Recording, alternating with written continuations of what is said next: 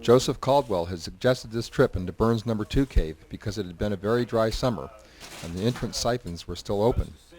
There would not be many opportunities to video the cave before it siphoned shut again.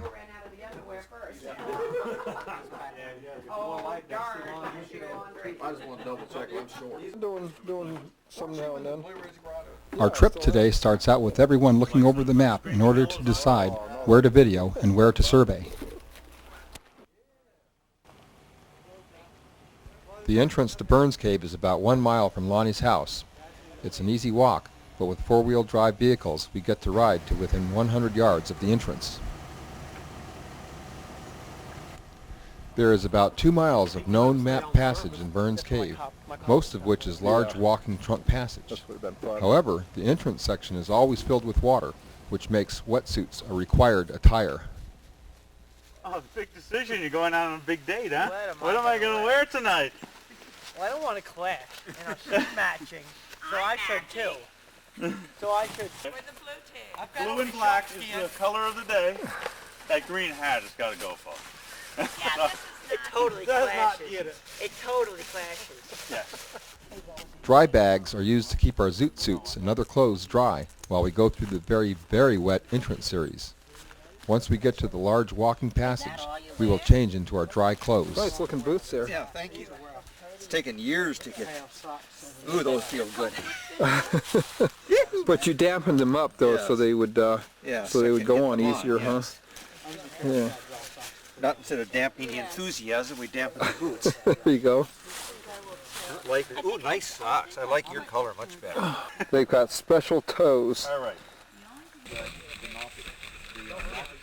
Preparing for a cave trip when wetsuits are required always takes a long time. But finally, we are ready to go.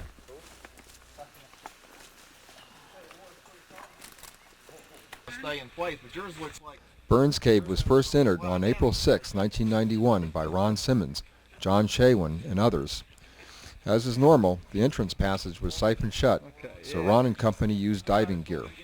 It was at this time that the large walking passage was first discovered. The dive team started surveying the cave on this initial exploration trip. That was real graceful, Harry. The expedition starts. Yeah, right Is that cold? Cold, Harry. the other end.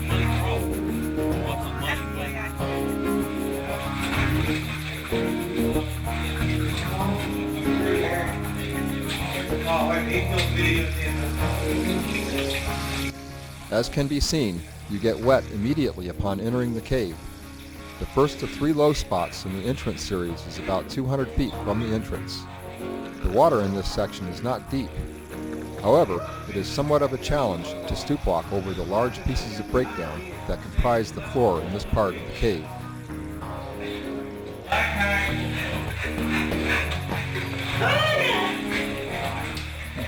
What am I doing here? During the summer of 1991, Ron Simmons and company used scuba gear to gain access to Burns Cave on 4 additional trips. The major portions of the cave were surveyed at this time, plus numerous photos were taken to document the spectacular passage that was on the other side of the siphons. After looking at the pictures and hearing the stories about the cave, Lonnie Burns, the owner, decided he would have to become a caver in order to ever see the insides of this spectacular cave.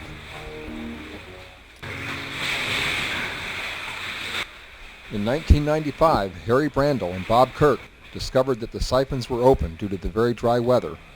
Lonnie was ready by this time, so he was finally able to see the inner portions of his cave.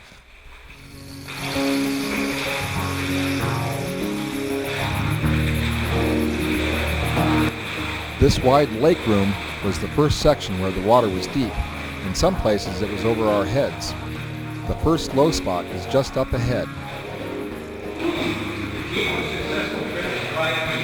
Out of the 3 near siphons, the first one is the easiest. There was about 5 inches of airspace, so I decided to keep my camera rolling while I went through. As you will be able to hear, my camera and myself was underwater for a portion of the low spot. It was definitely an adrenaline rush.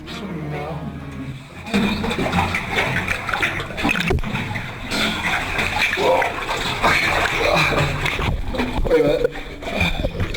What's this way? Feet underneath me here.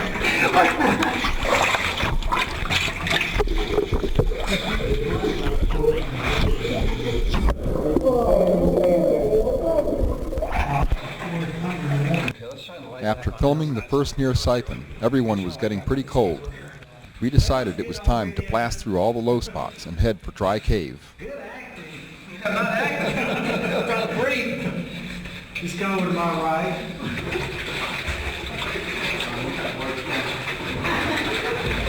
There you go. You guys look good. You can walk now. Getting the cold wetsuits off and dry coveralls on was a real pleasure. We start the dry portion of our trip by traversing around a 20-foot drop-off. A hand line makes it simple. Our route is from right to left around station 154 and then down the left-hand passage. This is the start of the white-on-black trunk passage. The white-on-black trunk got its name from the white gypsum incrustations that line the sides of the black walls of this large passage. Another unique feature of this passage is the large but dry Rimstone dams that span the width of the passage for several hundred feet. Very graceful, Jason. Very graceful. We head for the end of the white-on-black passage so we can photograph on the way back. The trunk passage ends in a large breakdown room. We are in the lower left-hand portion of the room. We are going to head up around the large chunks of breakdown and into the white-on-black trunk on the right-hand side of the map.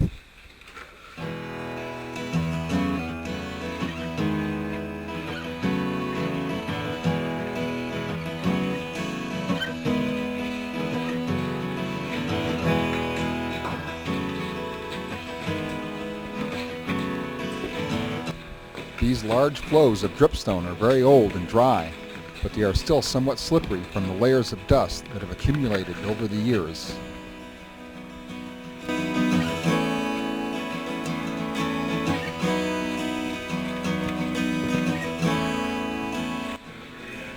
This large Rimstone dam sits in the middle of the passage all by itself. It is one of the most unusual Rimstone formations I have ever seen, as you will see for yourself in a moment.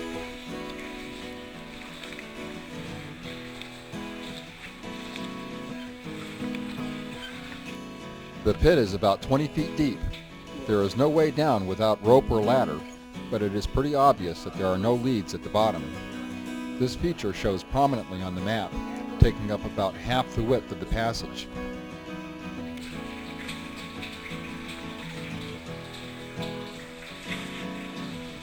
The source of the water that created the pit is this large flowstone formation just above the Rimstone Dam. It still drips today. Just beyond the Rimstone Dam, the floor of the trunk used to be a sloppy mud hole. Now the mud is dried and cracked, leaving a patterned mosaic floor from wall to wall of the passage. In order to protect this feature, survey tape was used to define one narrow path, leaving the rest untouched for the pleasure of future capers. There's the odd one of the bunch. There's the sleepy one of the bunch. Yeah, these bones were in here the first time we came into the cave. I think it's some kind of pecadary type bones. I see a big tooth here. I don't want to touch them, but I think they probably flooded in when these Rimstone dams were being built or sometime afterward. They look quite old. However, the bones have not been dated or even identified, so we don't know how old they really are. Of the bat bones that we found, one was really interesting, one that I had never seen before. A section of the bat's vertebrae shows the fine detail of these very small bones.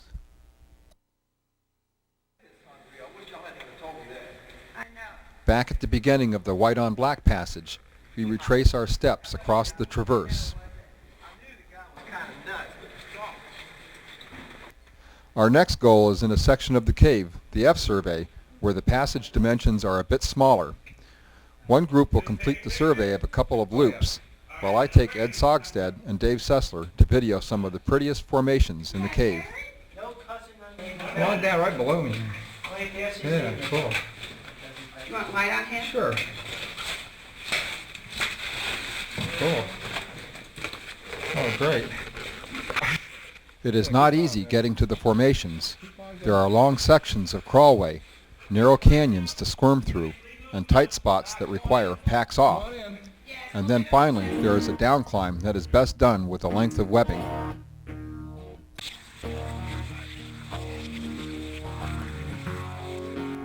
We only need to climb down about 7 feet to the formation passage on the left. Off to the right, though, this little pit is about 12 feet deep.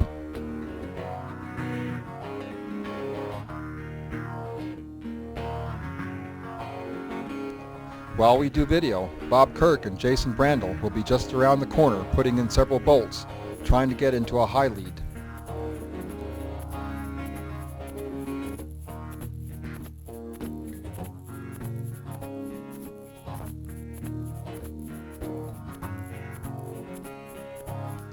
The F survey has been drawn up on the working map, but the section with the formations and the bolt climb has not yet been added. The white formations, they're not on this. The white formations that you saw are not on there. They're not yet. on there, okay. Haven't got that Okay. worked in there yet. The formations may not be on the map yet, but they show up quite nicely on video. It is these beautiful formations and the large walking passage that have induced Lonnie Burns and other cavers to start a dig on the surface for a possible dry entrance. With a dry entrance, it will be possible to see these underground wonders more often than just once every few years. Until then, cavers will be able to see what they are missing from this video and from the numerous photos that have been taken on previous trips. Or they can wait until another dry year when the entrance siphons are open once more.